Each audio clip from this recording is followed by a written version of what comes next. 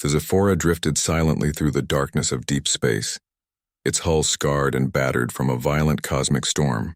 Inside, the alien crew moved with careful precision, their eyes glowing faintly under the dim lights of the ship. Captain Lyraya stood at the control panel, her long fingers brushing over the damaged interface, her mind racing.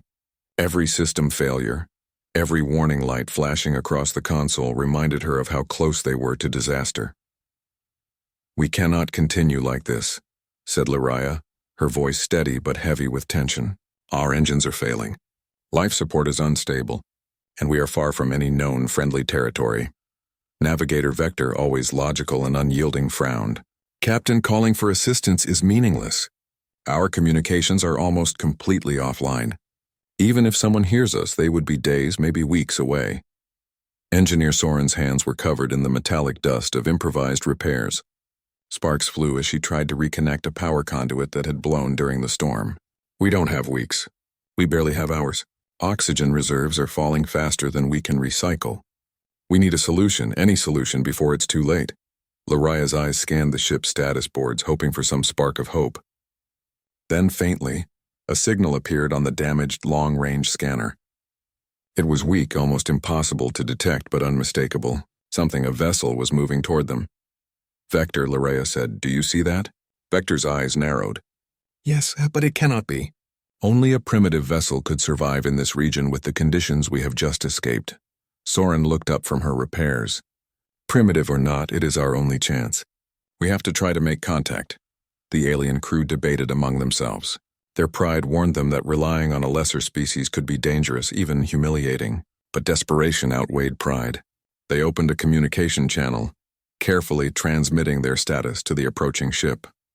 On board the human research shuttle, Captain Ethan Carter was studying a distant asteroid belt when the alien transmission reached him. The symbols were strange, unlike anything he had seen, but the tone of urgency was clear. He frowned, curiosity and concern mixing in his mind. "Ethan, this is unusual," said his co-pilot, a small AI assistant. "The signals indicate life, but it is not human.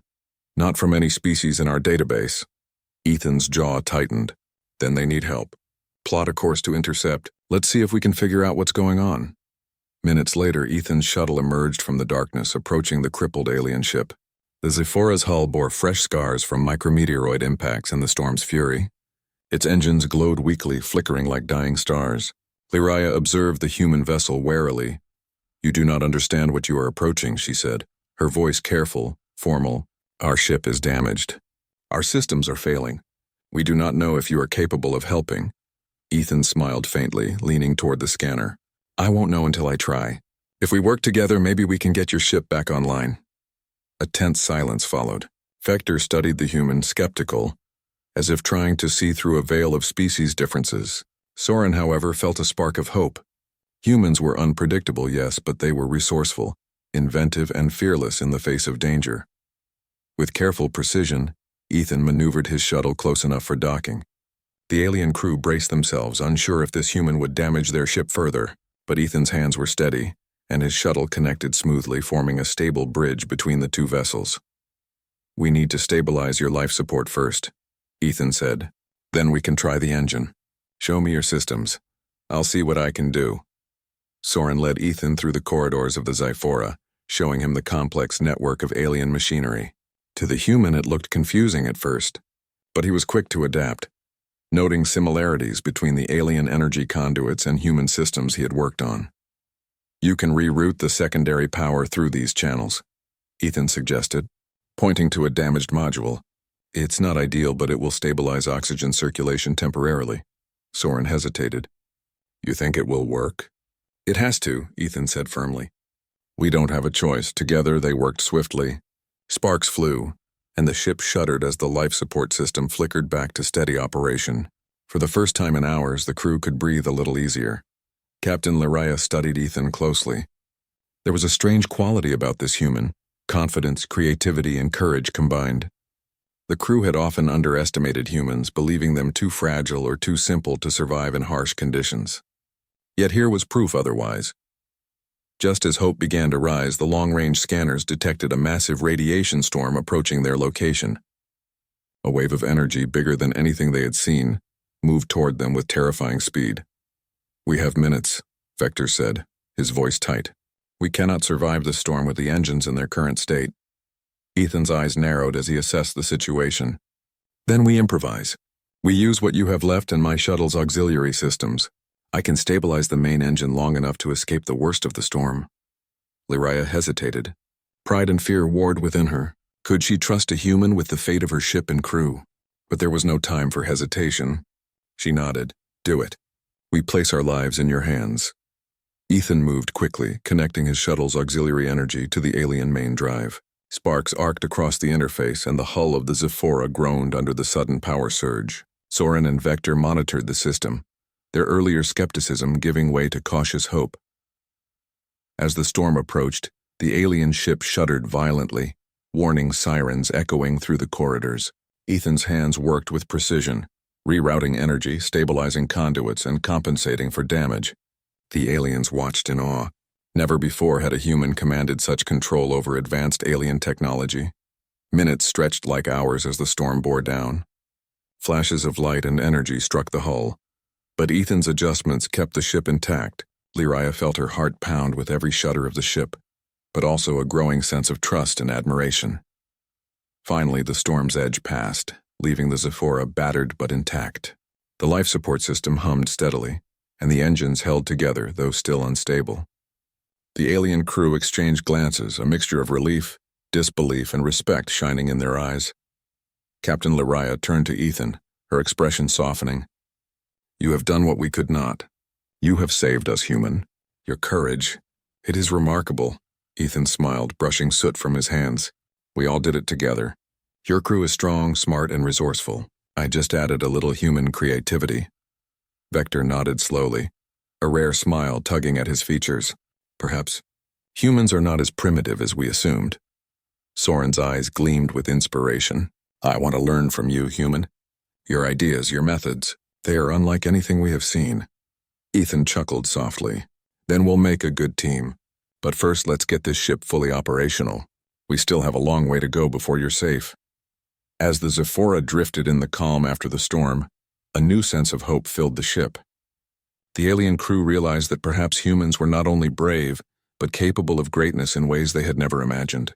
And for Ethan, the adventure was far from over. He had earned the trust of an entire alien civilization, and together, they would face the challenges of deep space. But as the stars twinkled silently outside, none of them noticed the faint shadow creeping along the edge of the sensor readings, a new threat that would test their courage, ingenuity, and the fragile trust they had just formed. Part 1 ended in tense anticipation. The bond between human and aliens forged under fire, but the dangers of deep space had only begun to reveal themselves. The Zephora creaked under the strain of its makeshift repairs. The stars outside the hull glittered silently, indifferent to the struggles of those aboard. Captain Lyria moved along the corridor, her eyes sharp, her mind racing. The storm had passed, but the damage remained. The engines were barely functional, the hull still vulnerable, and deep space offered no second chances. Ethan Carter leaned over the main console, checking energy levels and engine output. His brow was furrowed, and sweat dotted his forehead despite the ship's controlled temperature. He had stabilized the life support and kept the engines from failing. But now the real challenge loomed, jumping the Zephora out of this sector before any further threats appeared. Soren stood beside him, her hands moving quickly across alien interfaces.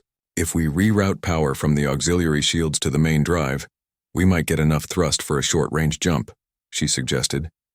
"But it is risky. The hull may not withstand the stress." Ethan's eyes flicked to the faint damage readouts. "We have no choice. If we stay here, we risk another storm, or worse. We need to act now."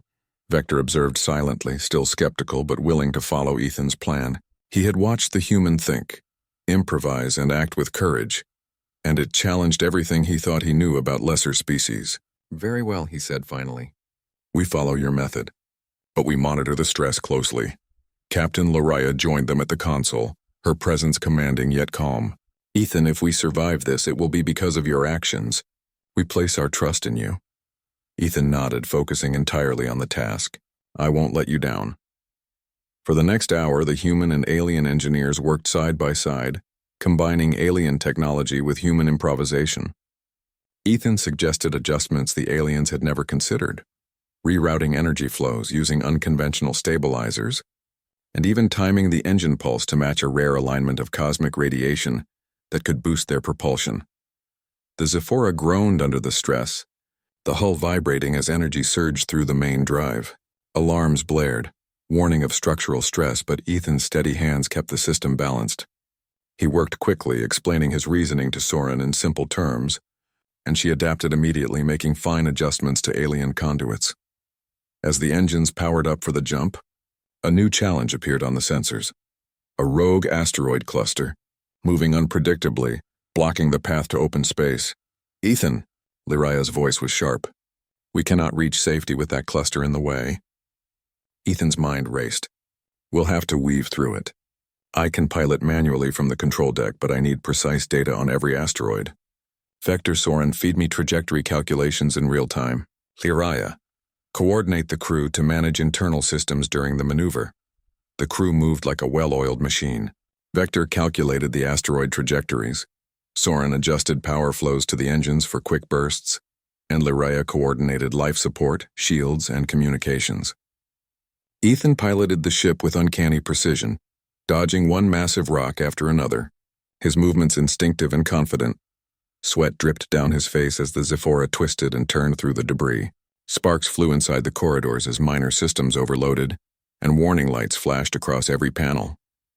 But Ethan never wavered.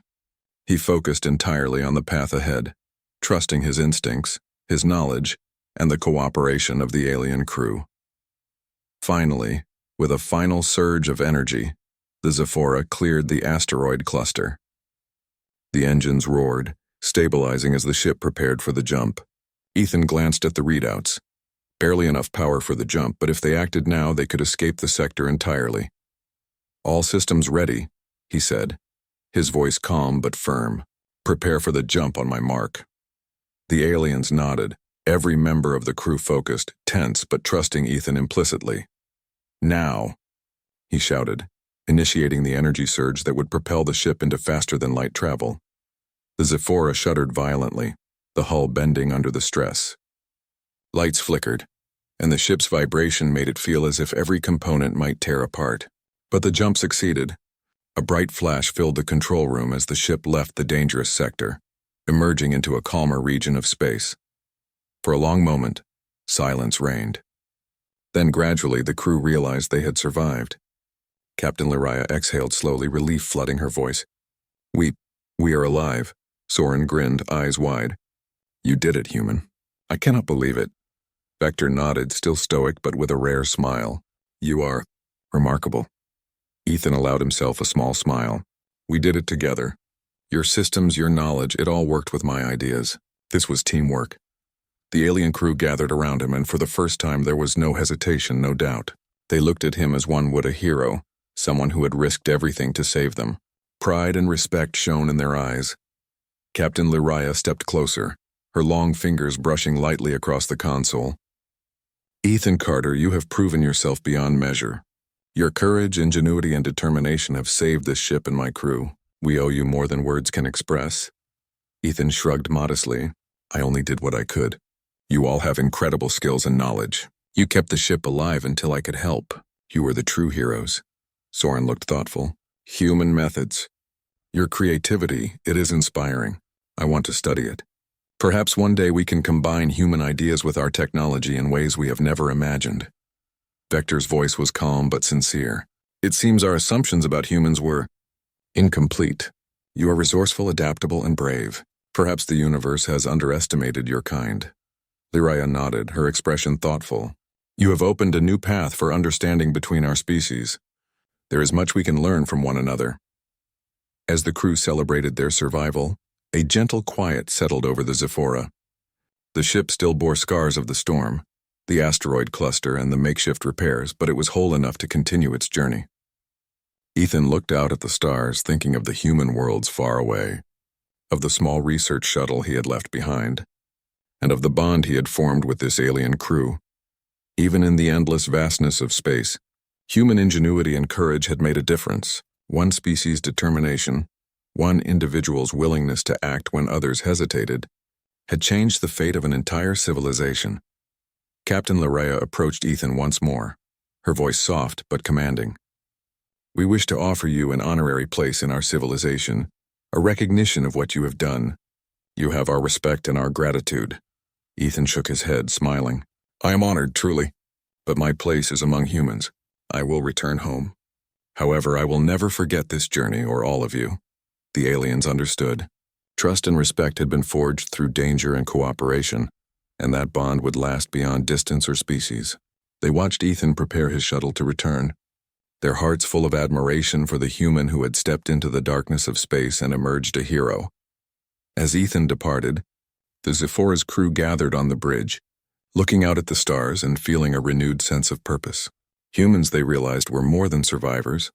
They were problem solvers, innovators, and courageous beyond measure. The universe was full of dangers, but now they believed it was also full of unexpected allies. And somewhere in the infinite expanse of space, a single human pilot returned home, carrying with him the knowledge that even the smallest species could shine brightest when the moment demanded it. The stars sparkled with possibilities, and both human and alien hearts beat with hope, courage, and a new understanding that the universe was not just a place of survival. It was a place where heroes could emerge, even from the most unlikely of beings.